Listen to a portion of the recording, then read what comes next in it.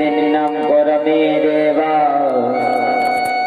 सर्वकालेषु सर्वदा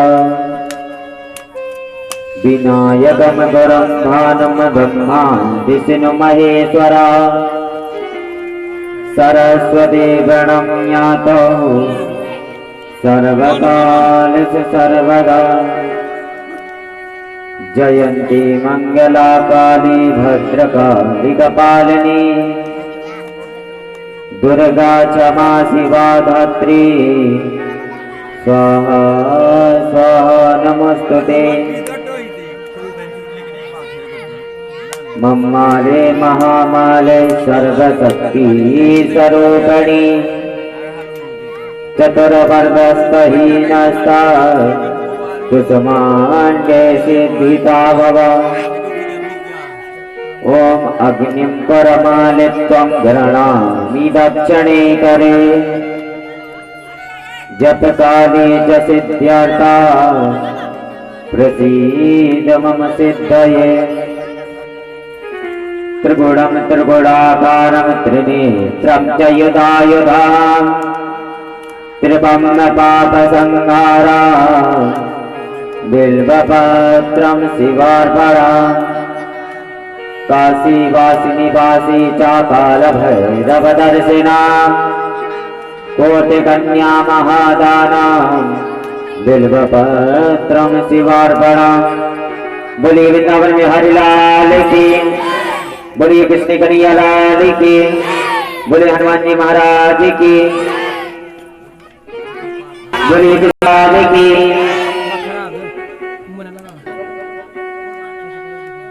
जैसे कि कल सभी ने गोवर्धन महाराज की पूजा की, गोवर्धन महाराज के परिक्रमा 7 कोस के सभी ने लगाए, सभी ने भगवान से कामना मनोकामना मांगी है तो भगवान जरूर तुम्हारी सुनेगा। तो कल कथा कौन कौन श्रवण करने के लिए आया था पहले तो ये बताओ तो महाराज क्या मालूम क्या बोल रहे?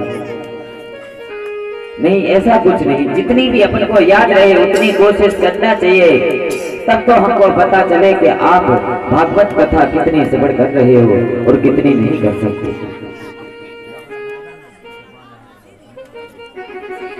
तब जाकर सुखदेव जी कहते हैं राजा परीक्षित से, ही राजा जैसे ही कन्हैया ने कहा कि माँ यशोदा मैया से कहा कि मैया देखो संसार में तुमने हर किसी की पूजा की, सभी लोग गोवर्धन महाराज की कथा श्रवण करेंगे, फिर उसके बाद आगे कथा श्रवण करेंगे। तब जाकर कन्हैया कहने लगे कि माँ जो तुमने आज इंद्र देवता की कहा कि इंद्र देवता की पूजा होना चाहिए, तब जाकर इंद्र देवता अपन को क्या देते हैं जो इंद्र देवता की तुम पूजा करने के लिए बोल रही हो माँ? और मैया अपनी जो गाय बछड़े चरने के लिए गोवर्धन जाते हैं तो गोवर्धन की ही पूजा करना चाहिए।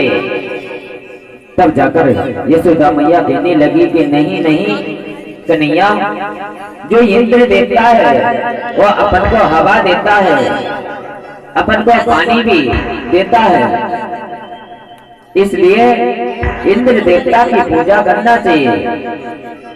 तब जाकर कन्हैया कहने लगे नहीं नहीं माँ देखो सबसे बड़ी अपनी विश्व की गाय माता है और अपन गाय माता की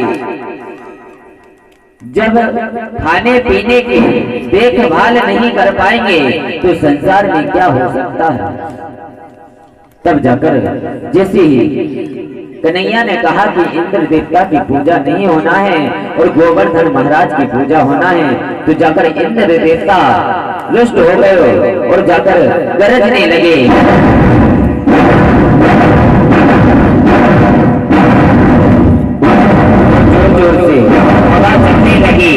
जोर जोर से हवा चलती जा रही है और वहां से जैसे ही कन्हैया कहे कि केवल गोवर्धन महाराज की पूजा होगी तो और रुष्ट होने लगे और हवा भर चलने लगा।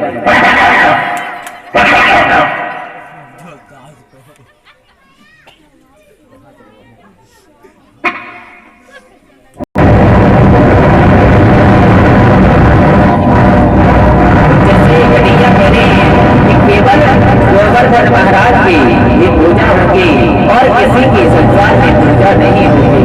तो जाकर केवल इंद्र देवता और रुष्ट होने लगे और जो बरसने लगे।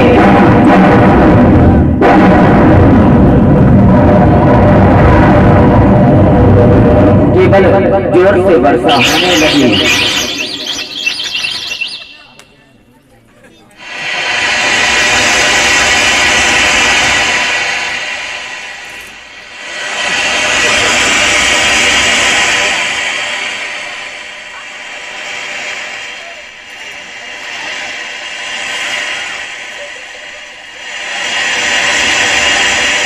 तब जाकर जैसे ही इंद्र देवता रुष्ट हो गए और जाकर वर्षा होने लगी, हवा चलने लगा और जाकर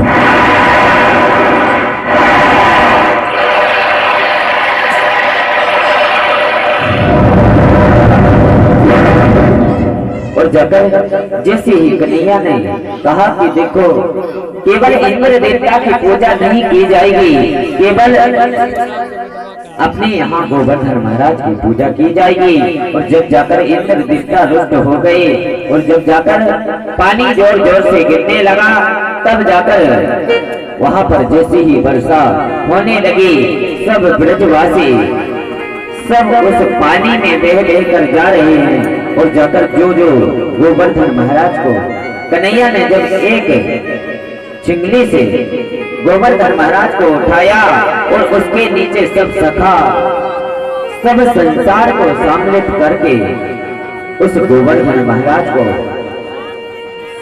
ऊपर उसकी छत्र छाया में, गोवर्धन महाराज की छत्र छाया में आज अपन को मनुष्य का जिंदगी मिली। आज केवल गोवर्धन महाराज को क्यों महंत माना जाता है और अपने दीपावली में क्यों गोवर्धन महाराज बनाते हैं, क्यों पूजा करते हैं, क्यों उनकी परिक्रमा करते हैं, क्यों इतना माना जाता है, केवल यही कारण। और गोवर्धन महाराज को केवल 56 ही प्रकार के भोग लगाना चाहिए, प्रसाद लगाना चाहिए 56 प्रकार के। 56 प्रकार की केवल ये होता है कि जो भी लगवाता है केवल नाम लिखवाकर लगवाना पड़ता है। 56 प्रकार के भोग जो भी लगवाता है सौभाग्य होता है।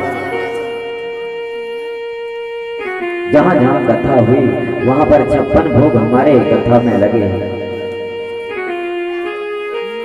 लेकिन कोई कुछ भी नहीं लाता है कि चलो कम से कम अपन भगवान के दरवाजे जा रहे हैं तो कम से कम खाली हाथ बिल्कुल भी नहीं जाना चाहिए। आगे को सभी लोग ध्यान रखना कि कभी भी कथा कीर्तन कहीं पर भी जाए तो कभी खाली हाथ नहीं जाना पड़ता है। अगर तुम्हारे पास कुछ भी नहीं है, पुष्प तो हो सकता है, केवल घर से पुष्प लाएं और भगवान को चढ़ाओ, भगवान को वही तुम्हारा स्वीकार रहेगा। ये नहीं होता है कि जब तुम धन और दौलत दोगे जब ही भगवान प्रसन्न होंगे। एक पुष्प से भी भगवान प्रसन्न होते हैं। तब जाकर सुखदेव जी कहते हैं राजा परीक्षित से, हे राजा,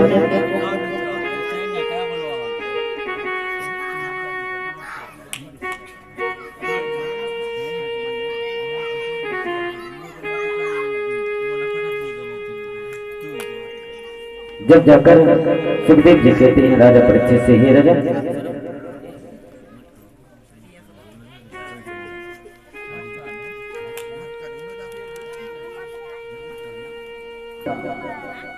को कंस ने भेजा कि जाओ जो कन्हैया है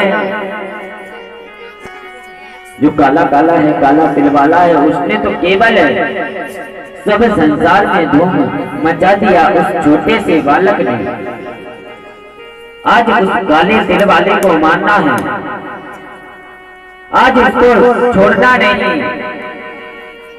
कभी भी किसी को भी मैं भेजता हूँ, लेकिन वो जाकर उसका उद्धार करके भेज देता है वो काला तिल वाला। और वो जाकर वो मेरा काल बनकर बैठ गया, काला तिल वाला।